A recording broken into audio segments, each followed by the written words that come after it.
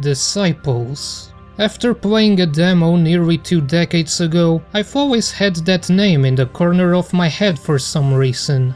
Well, actually it was the second game's demo, and I'd recognize that Death Knight anywhere. But with news of a brand new Disciples game that looks nothing like Disciples, I have finally spent a few weeks with the original game. And now I am bonking myself on the head for waiting for so long. Disciples Sacred Lands is a turn-based strategy and role-playing game hybrid from 1999, developed by Strategy First, a Canadian studio who specializes in strategy games. Then in 2001, Disciples got an updated Gold Edition, which added some new scenarios and multiplayer functionality. The game takes place in a fantasy world called Nefandar, aka the titular Sacred Lands. Most of the backstory is in the manual, but basically every faction has their own god, and they're all a bunch of dicks. It all starts with Bethresen, an angel who held the power of creation. To thank the Almighty High Father for his gift, he created Nefanдар as a beautiful, perfect world. But other angels were jealous of his relationship with the High Father, so they unleashed chaos into the world. When the High Father saw everyone at war with each other, he was disgusted and imprisoned Bethresen. Naturally, Bethresen wasn't very happy about this, as he saw humanity instead revering the angels and the High Father who had betrayed him.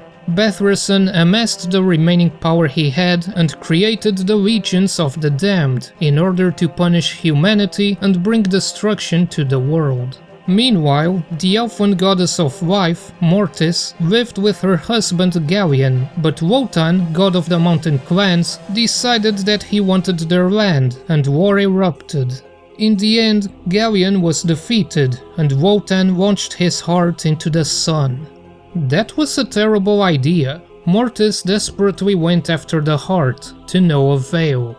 Filled with sorrow, her disfigured remains swore revenge for her beloved. She cursed the people of Alkmaar, corrupted their land, and turned their corpses into spooky boys who will only stop after the clans are dead and buried. I wonder what the sequel is about. Thousands of years have passed since then, and humanity has united under the Empire. But now there is a dark prophecy saying that the accursed angel will return to ruin the land, and an infernal rift was opened. Out of there came the Legions of the Damned, who are now after the king's son in order to perform a ritual to release Bethresen from his prison. Disciples has 2 game modes, Saga and Quest. Saga mode is where you find the campaigns for each faction. The campaigns are relatively short for this kind of game, with only 4 missions, but each individual mission can be quite long, lasting from 30 minutes to 1, 2 or even 3 hours. Each faction's missions are unique, but you don't get much story besides a short intro and outro for each mission and a cinematic at the end, but nothing during missions. They're more or less what-if scenarios that cover the same events, but from each faction's point of view. Quest mode is where you'll find standalone scenarios that don't have any direct relation to the game's plot. Each one has a little intro that gives you a bit of context and a variety of winning conditions, like defeating a certain enemy or conquering a certain city. Sadly, the factions you can play as are locked to each map, so you can't just select any of them, but this is as close to a free mode as you can get. Regardless, the gameplay really is the focus point, not the story, so let's get into it already. To start with, you name the player character and select from one of 3 classes. Warrior Lords have the benefit of your units regenerating 15% of their health each day. Mage Lords can cast spells twice every day and can research new ones at half the cost. Guild Masters have cheaper city upgrades, and the abilities of the Thief unit are greatly expanded. After that, you're thrown into your first turn, referred to as a day. Each day, you control your units as they explore the map, manage and upgrade your cities, and research and cast magic. You'll also get resources based on the resource points under your control. You have gold, which serves a lot of purposes, and 4 types of mana, which is used for magic. Your control radius expands from the cities under your control. The Empire has lush green land, the clans have snowy fields, the undead have rotten ground and dead trees, and the damned have obsidian roads and spikes. At the top of the screen, you can see how much of the map each faction controls, which is a rough indicator of how strong each one is, as well as being a victory condition on certain missions. You start with the capital city. It's protected by a super badass guardian unit that can't be removed, but in the extremely unlikely case that it falls, it's game over. Every day you can build 1 building and research 1 spell, which costs gold and mana respectively. Other cities you conquer during map exploration can't build buildings or research magic, but their city level can be upgraded, increasing the number of units that can be placed to guard it, and the defense bonus and daily health recovery for any party stationed there. In any city, you can create a party composed of 1 leader and up to 5 regular units. There are 5 types of leaders, starting with the 3 standard combat heroes. The warrior leader is a strong melee fighter. The scout leader is less powerful, but can target any enemy and has more move points and a larger vision range. The mage leader is fragile but uses magic to hit all enemies, and they also know how to read. These start with a leadership stat of 3, meaning that they can use up to 3 slots for units to accompany them. All factions also have a rod planter, which isn't very good at combat and starts with only 1 point of leadership, but they have the very important role of planting rods. Normally, your controlled terrain expands from your cities, but you can also plant rods that generate it. Plus, some sections of the map don't have a city but do have resource points, and the only way to control them is to put your big hard rod in them. Rods also override the terrain expanding from cities, so you can steal resource points from other factions by placing a rod next to them. They can only be removed by other rod planters, so this can be used to squeeze resources out of your opponents. Leaders can just go alone, but optimally you want some company. Parties are split into 6 slots, 3 on the front row and 3 on the back row. Your faction's units can be recruited in any of your cities and are divided into 4 classes: melee, ranged, mage and support.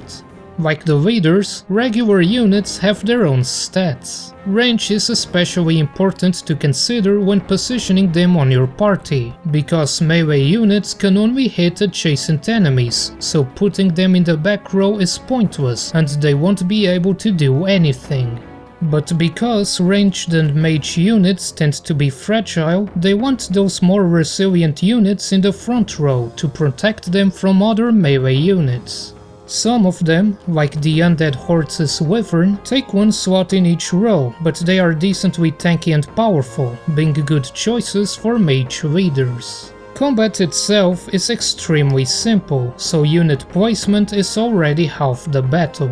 The turn order is determined by each unit's initiative stat.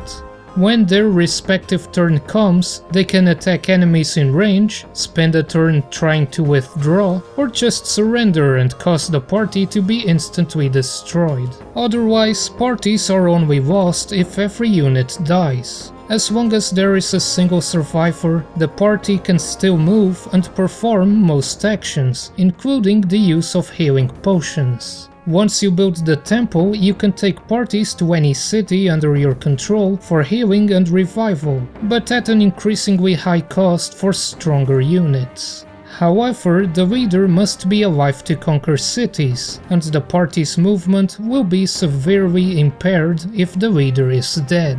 Units that survive a battle will gain experience points, and once they have enough, they can level up and upgrade to the next tier. To do this, you must have the building corresponding to your desired upgrade path on your capital city, otherwise they will just not level up. Each faction has its own set of buildings and units, but the concept of an upgrade tree that splits into different upgrades is shared between all of them. As an example, the Empire's basic melee unit is the Fighter. If you build a stable, it will upgrade to the more powerful Knight after gaining 75 XP. If you build a chapel, they will instead upgrade to the Witch Hunter, which has the bonus of being immune to paralysis and fear, which can come in handy against the damned and the undead. But you cannot undo your choice, so you also have to think in the long term. The Witch Hunter only has one more upgrade, the Inquisitor, while the Knight can eventually become an Imperial Knight and then either a Paladin, which is a durable tank with 30 points of armor, giving it a straight 30% reduction to all damage taken in combat, or an Angel, which is more fragile but hits like a train. Of course, the campaign put a dent in this system by locking higher tiers behind each mission, so you won't even think about paladins and angels until later. But still, it's an interesting system that forces you to commit to one decision with its own advantages and disadvantages. Leaders will also level up, but they don't upgrade into new units. Instead, their stats grow at a fixed rate, and with every level you can pick a bonus ability for them to learn. These include basic stat boosts, such as more move points or more damage, but others provide distinct abilities, such as being able to read. Scrolls and staffs will let them cast the indicated spells, artifacts will boost the leader's stats, and banners will do the same, but for every party member. The Banner of Battle and Banner of War in particular are very desirable, because units in this game do not have perfect accuracy. Most have 75% or 80% accuracy by default, which can be rather frustrating. It's also worth noting that you can carry one leader and 3 items between campaign missions, so you'd do well to pick the right ones for the long term, as well as keeping an eye out for rare potions that permanently improve their stats. Outside of combat, you will command your various parties throughout the map. Each day, the leaders have a limited number of move points to spend. Attacking costs half the max amount of move points, while moving depends on the terrain and the leader's abilities. For example, 3 of the warrior leaders have the flying ability, letting them cross water without a penalty. On the map are various entities you can interact with. The main one is neutral enemies, which aren't aggressive and will just chill there unless you attack them. But of course, many of them will be in the way of treasure chests and other goodies that you might want. Other places of interest include the aforementioned regular cities that you can conquer by defeating both the parties stationed there and the city guards, and also various merchants that sell you items or spells, including spells that your faction can't normally learn. Some will also let you recruit unique units, and others will train a unit up to max XP. Naturally, all of this costs precious gold, and until late game you will have to constantly decide on where is best to spend it. Exploring for treasures can help, since you'll find items that you might have no use for, but that you could sell for gold. And that's where the thief comes in. It can't level up, it can't have any party members, and it sucks at combat, but it has various indirect abilities. If you're playing warrior or mage lord, they can do one of 3 things. They can taunt enemy leaders into fighting one-on-one, they can poison enemies to reduce their HP, and they can infiltrate enemy parties and cities, revealing their composition for a few turns. But these actions have a probability of success, and the more powerful the target is, the lower the chance, and if it fails, the thief dies. So it's a good thing that they are very cheap and very expendable. If you're playing Guildmaster, things get more interesting. They have higher chances of success, and they have new abilities such as being able to steal items and magic from enemies and shops, or even straight up bribing a city into defecting to your side. They can also attempt to outright kill the weakest unit in a party, and also send counterfeit orders that shuffles their formation and potentially leaves their fragile units in danger while the melee units are stuck in the back row, unable to do anything.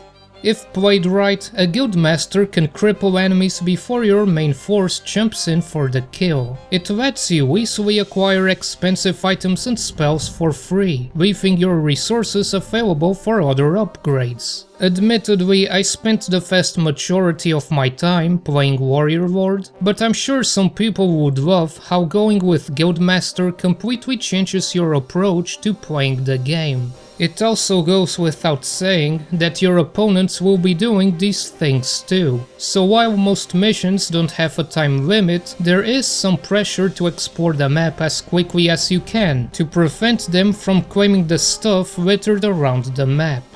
In between combat, you can cast the aforementioned magic spells, which can be researched after building the magic tower. Spells cost a certain amount of mana to research, with each of the 4 factions primarily using one of the 4 types. Death mana for the Undead, Runestone mana for the clans, Life mana for the Empire, and Infernal mana for the Damned. Each faction has their own list of spells they can research, split into 5 tiers.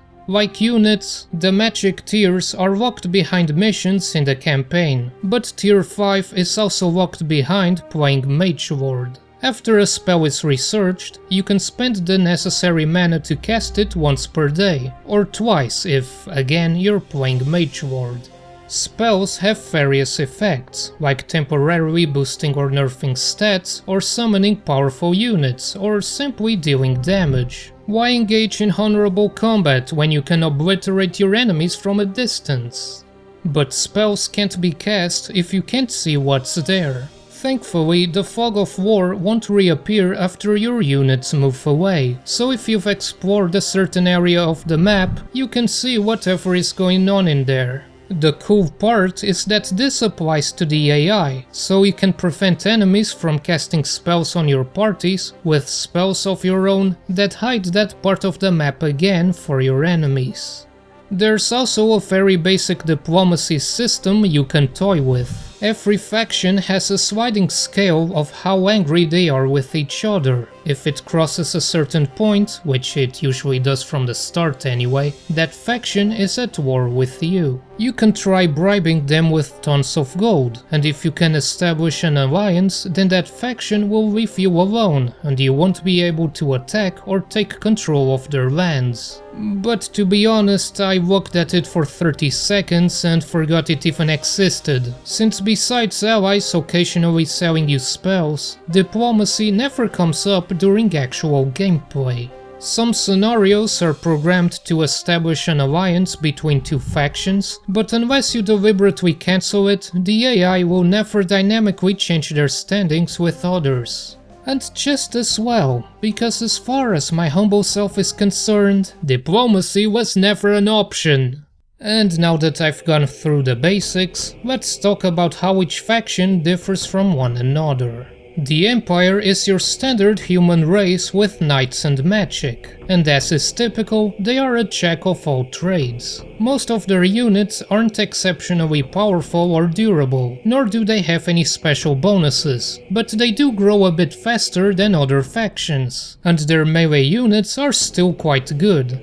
The Angel hits hard, the Paladin is a tank, and the Witch Hunter line has a useful immunity to paralysis and fear. The ranged selection is pretty bare bones, with only one upgrade, and it falls behind as missions go on, but they are fast and can kill weaker enemies in the back row before they can even attack.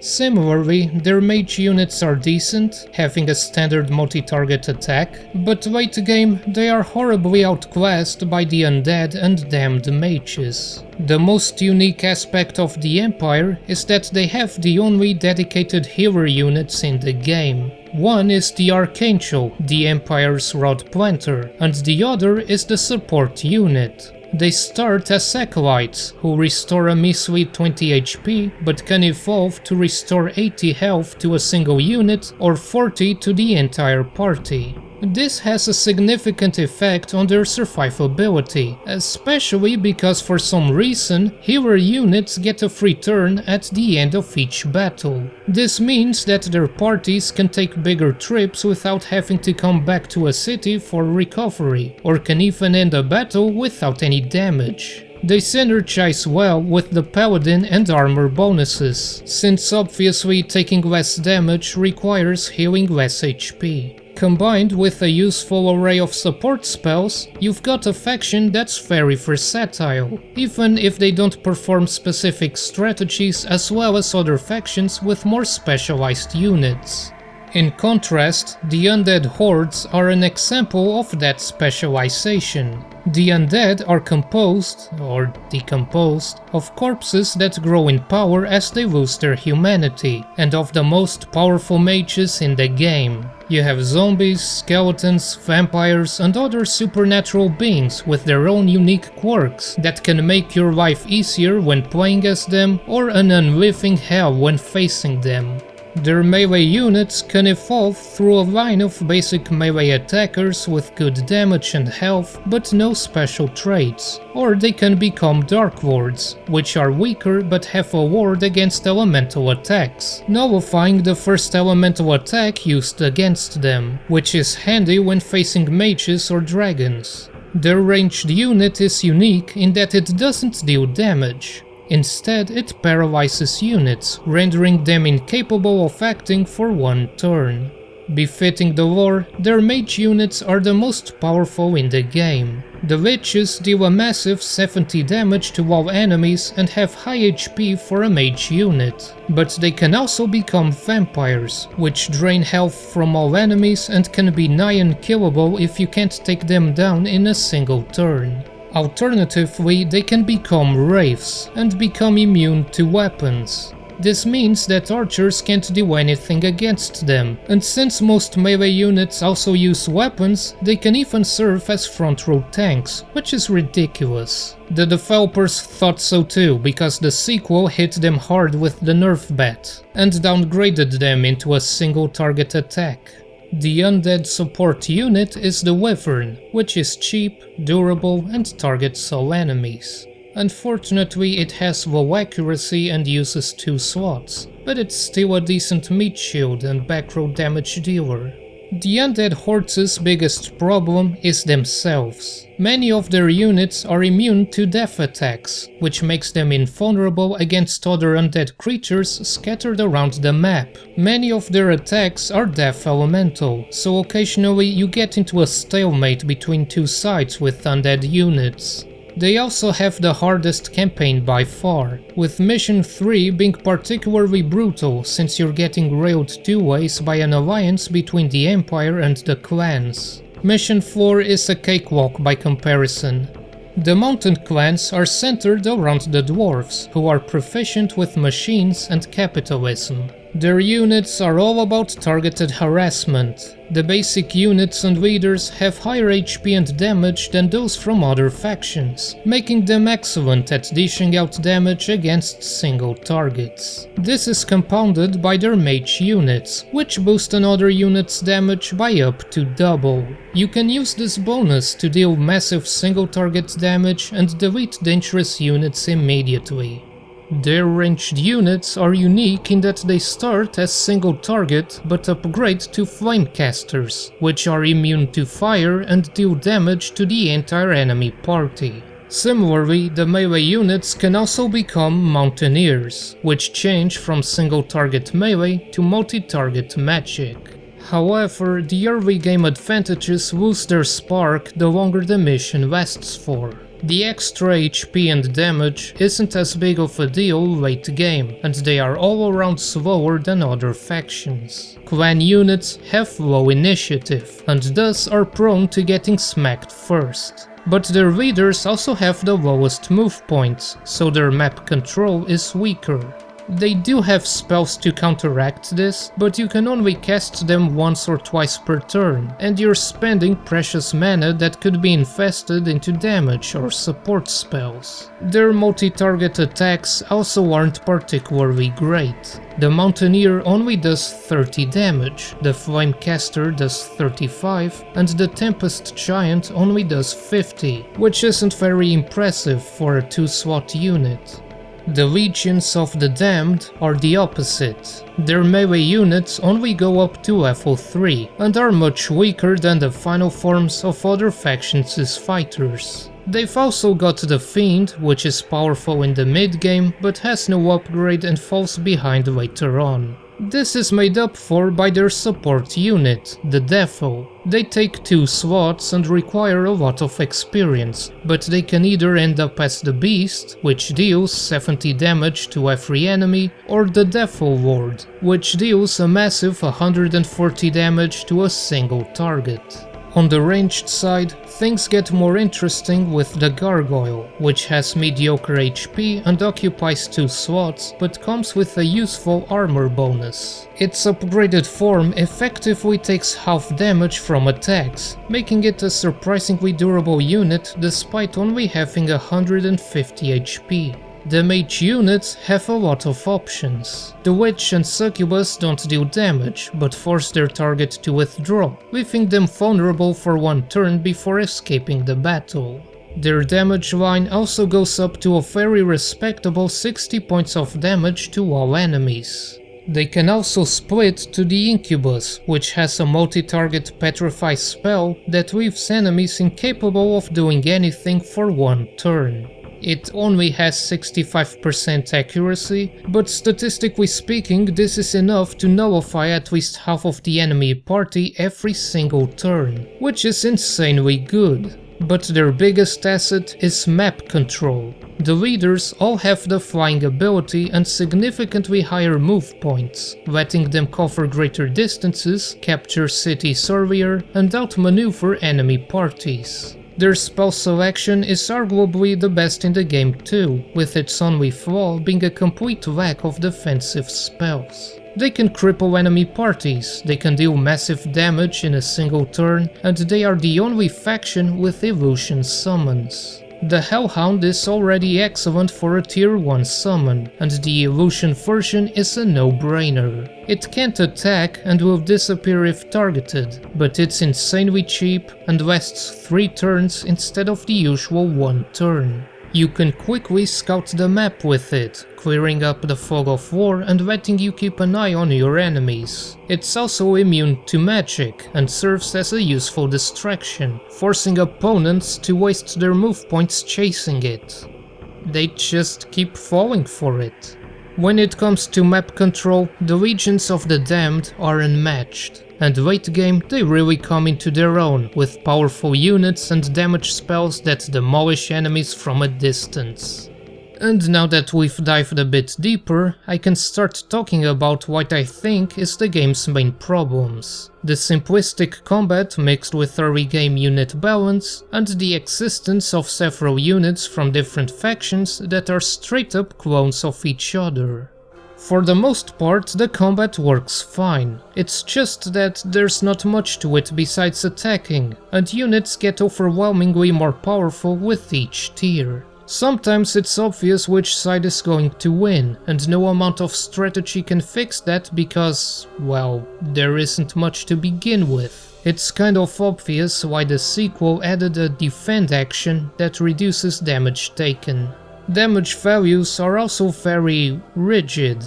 Basic melee units deal 25, then they upgrade to 50, then 75, then 100, and then 125, with nothing in between. Late in the game, going from 100 to 125 isn't that big of a jump, but in the early game you're effectively getting double the attack power by going from 25 to 50. This could have been somewhat alleviated if many units from each faction weren't so uniform.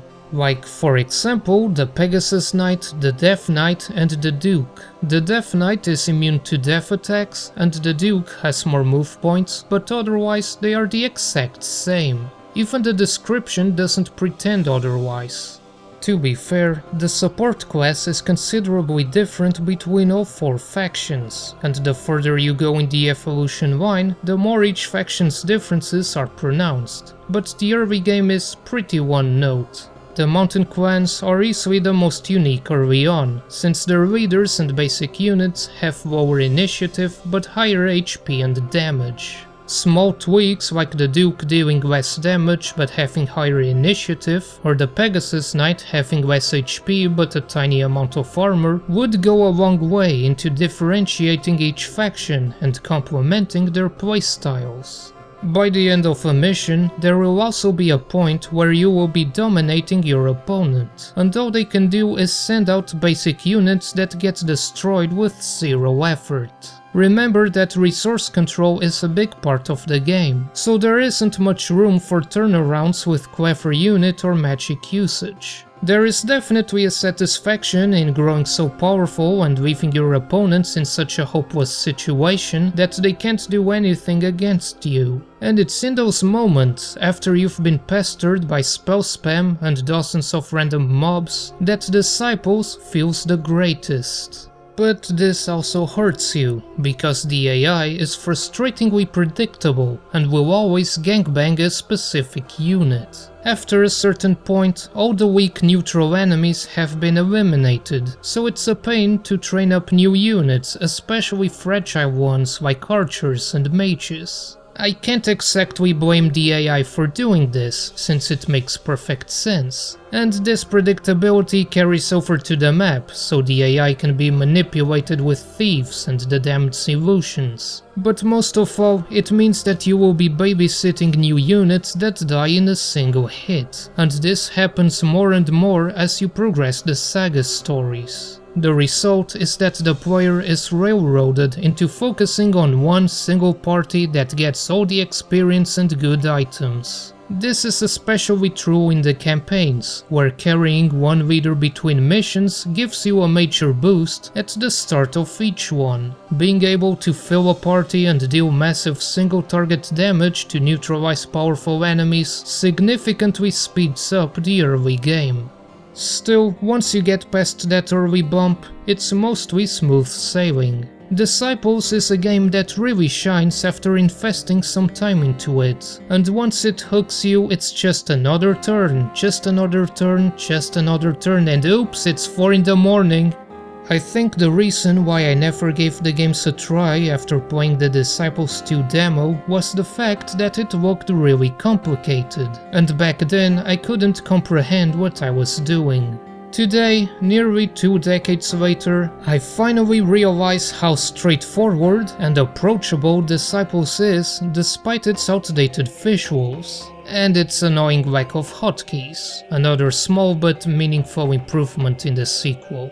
The game has some rough edges, but if you want a unique mix of strategy and RPG, consider checking out both Disciples 1 and its sequel, which I'm sure I'll cover someday, or some year.